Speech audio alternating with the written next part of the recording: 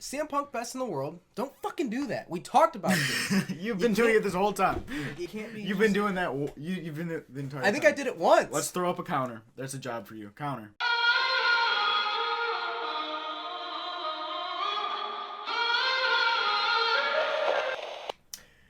Hey, what's up, guys? It is your boy Intel, See, man.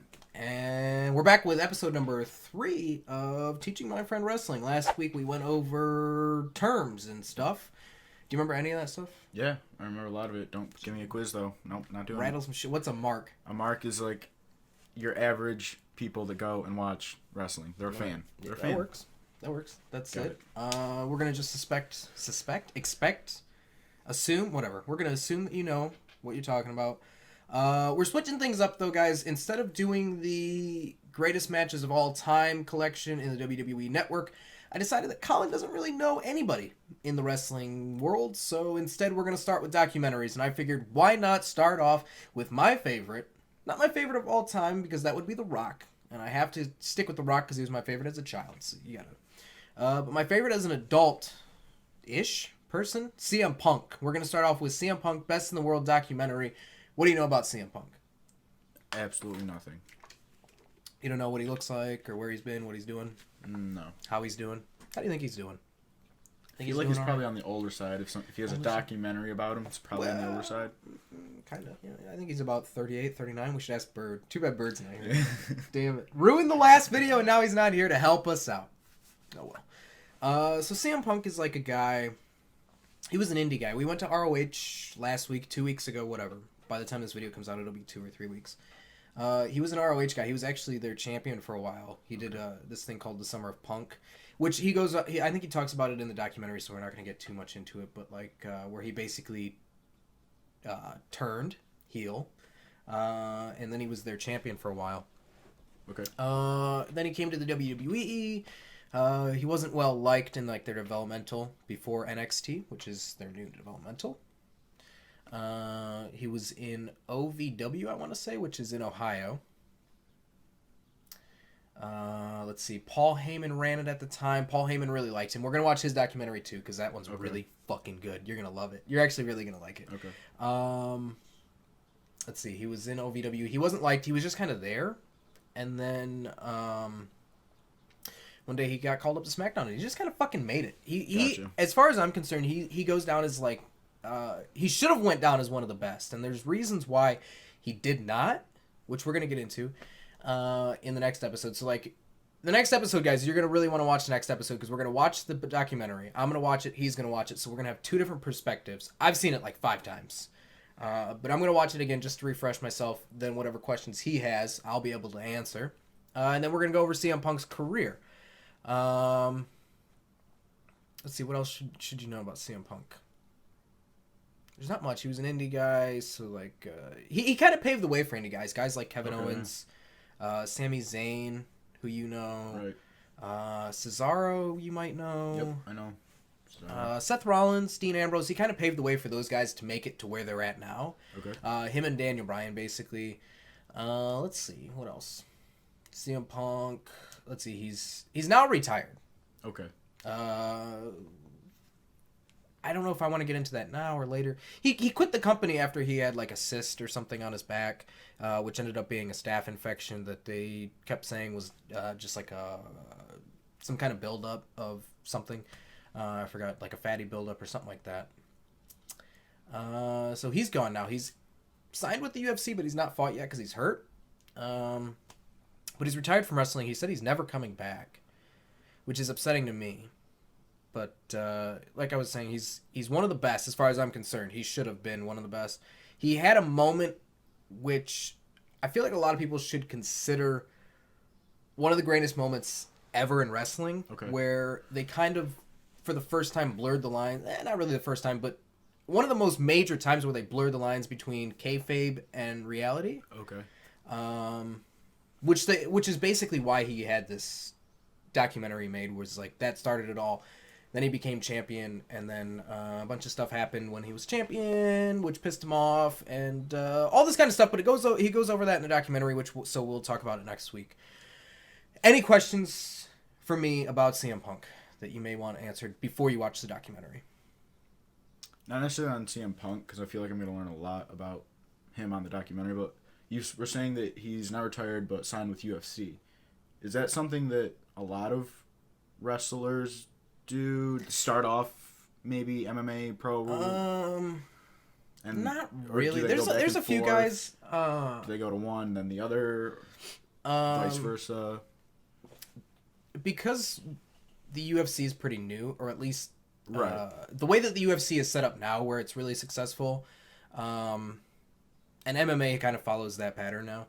A lot of guys have gone on to MMA, like Batista, which you should know. Yeah. He's from Guardians of the Galaxy. Bobby Lashley was a guy that tried out in the UFC. Well, not the UFC. I think he fought in Bellator.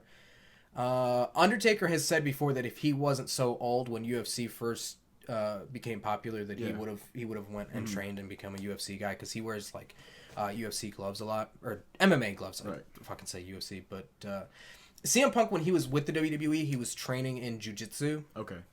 So then when he was done, because it was like, and then he would tweet about UFC and right. MMA and stuff. So he was already into it when he was a wrestler.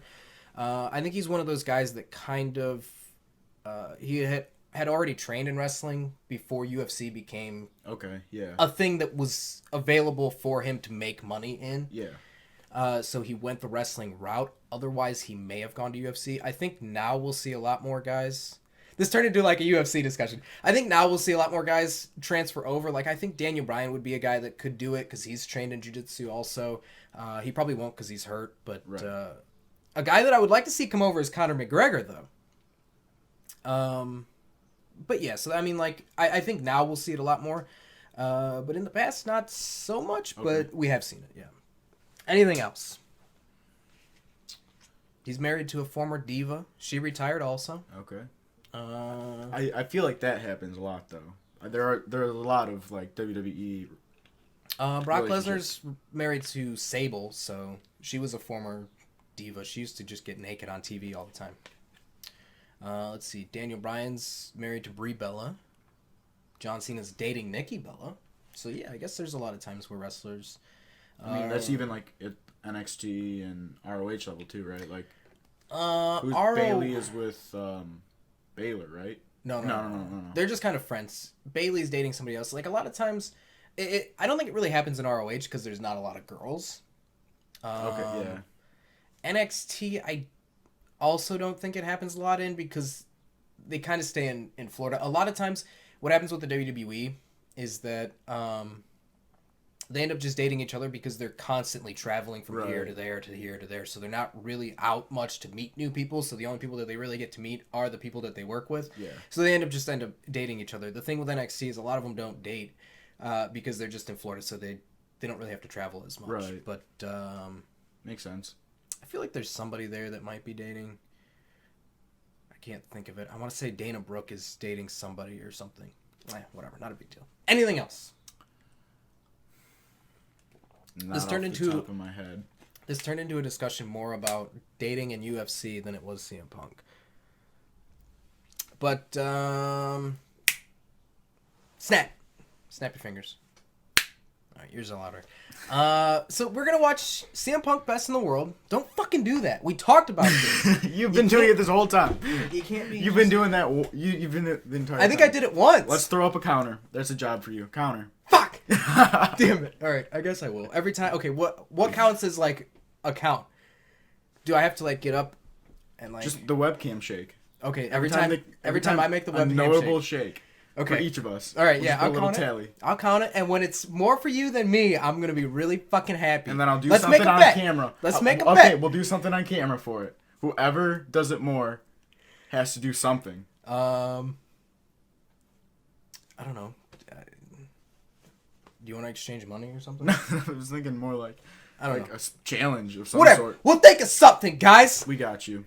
I'm counting, so whatever. He's gonna fucking lose. It's not a big deal. So we're going to watch CM Punk Best in the World. If you don't know what it is, it's the documentary. If you go to shows, should be under originals. I should be going this way. Beyond the Ring, and then just find the one CM Punk one. There's only one.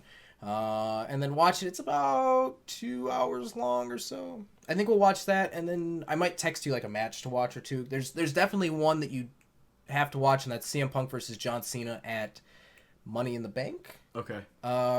You'll love it. It's an absolute. It was on actually the greatest matches of all time collection. It's the very last one because I told you that. I think it's the second to last because I think the last one was Daniel Bryan versus John Cena. Okay. One of the reasons why we weren't going to continue doing that was because a lot of the greatest matches of all time was people that I have never even heard of before. Yeah. Like a lot of them were, like, some of them were even before you were born. Right, like Ric Flair and Ricky Steamboat. Like obviously I know who Ric Flair is now. I mean right. He's still a part of it, but I had no idea who. But even the one where like the first match is like an NWA match from like 1988 or something like that, and I have no clue what the fuck that's. I just was having a hard time getting into it. Especially, it was so old, and I had no idea who these people were. But like, I was looking at some of the newer ones. I'm like, well, I know who. I've heard of CM Punk before. That's it. And obviously, I know who John Cena is. Right. Everyone knows who John Cena is, even if you don't like wrestling. Yeah. So I figured this way you'll watch the documentary. So I've got a list of them. We're gonna watch like CM Punk, Stone Cold, The Rock, Triple H, Hulk Hogan, Paul Heyman. So you'll get to learn these guys, their history and everything before you watch the matches. And then that way you kind of maybe can get a favorite or get a feel for what you're watching, and then that way. Then we can jump into matches and stuff after that. But have you heard of guys like The Rock? Of course I've heard of Hulk Hogan? The Rock. Hulk Hogan. Stone Hell Cold? Yeah, brother. Yeah. See, CM Punk to me should have been on that level. But whatever. We'll get into it. We'll get into it in the next episode. Here we go. So make sure you guys watch it before... I don't know. I think we're going to upload these every other week. But that episode should actually be up maybe next week because I think this one's like a... Whatever. It's either next week or the week after that. So watch it before then. I think the audio is starting to go off. Why does it look like weird? Does it look like my mouth is moving after I'm talking? No. Okay, whatever. I'm just losing my fucking mind, guys. This guy. Thank you for watching. This has been your boy Intel and what's his name? Collin. C-Man, whatever. You say bye first. Like always. Bye, guys. Bye. Oh, are we talking over there? Because I thought we had said that like we would do our part and then we would add your part in later on. All right, so we're back. We had to cut some more stuff out. And